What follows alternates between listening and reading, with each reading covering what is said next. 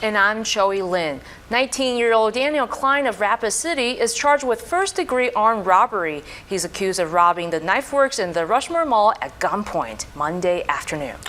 A Rapid City man originally charged with making a terrorist threat back in August was sentenced today in 7th Circuit Court for possession of a controlled substance. 38-year-old Daniel Nazarchuk was sentenced to 3 years probation, credit for time served, and sent to mental health court. Nazarchuk was originally charged with making terrorist threats and intentional damage to property after being accused of throwing a rock through the window of a Pennington County Sheriff's Office car. In court, Nazarchuk's attorney said, from the beginning, this case was about mental health, and the 3 years of probation will help his client solve his issues. Rapid City is growing rapidly with huge projects all around the city. Our Connor Matson takes us on the ground level to show us there's nowhere to go but up. It is estimated that almost 500 million animals have been killed by the bushfires in Australia. And while this problem might seem like a world away, some of the species affected have found a home here in the Black Hills.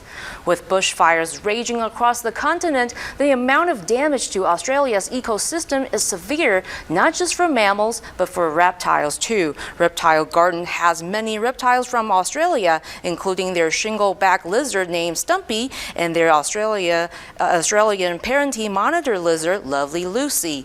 Reptile curator Terry Phillips says severe fires have caused an enormous loss of life. Phillips says protecting the animals is important, but protecting their home is essential to life. Because of the close relationship Reptile Garden has with many animals and zoos in Australia, they donated $1,000 to the Foundation for Australia's Most Endangered Species. But critics aren't satisfied and still have questions. We'll look at how this trade deal could affect South Dakota farmers after this. Our DC Bureau reporter talks with local leaders to see how this deal might or might not impact South Dakota farmers. Here's more. Some cats have become a major problem in some neighborhoods. Feral cats are a particular problem for people living in mobile home parks because they're good at getting under the trailer skirts. Additionally, people feeding the cats makes it difficult to get rid of them. One woman we spoke with says she put out a trap to catch a skunk but has only caught cats. She says in the last 2 or 3 months she's caught nearly a dozen of feral cats. The fallout from the Houston Astros sign-stealing scandal caught up to another MLB manager today. And the Black Hills State men's basketball team has a standout freshman leading the Jackets in scoring. Those stories and more when we come back with Sports on the 6. How one city in the Dakotas could benefit from this winter's snowfall when we come back.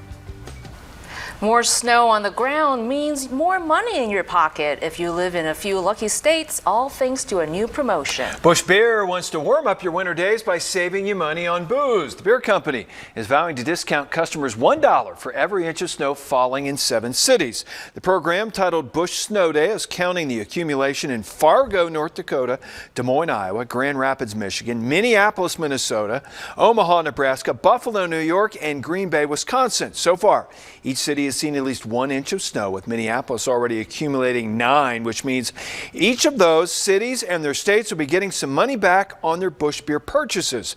Busch customers have until March 21st to watch the snow piles grow and their rebates rise. So if you need a good reason to cheer for the snow, if you're up in Fargo. Yeah, well, I know Fargo's very cold, but with this good news, I guess they can kind of expecting snow a little bit. Once the college football season is over, you need something to cheer about in Fargo. Yeah, for sure. And if cheap beer is what it's got to be, it's what it's got to be.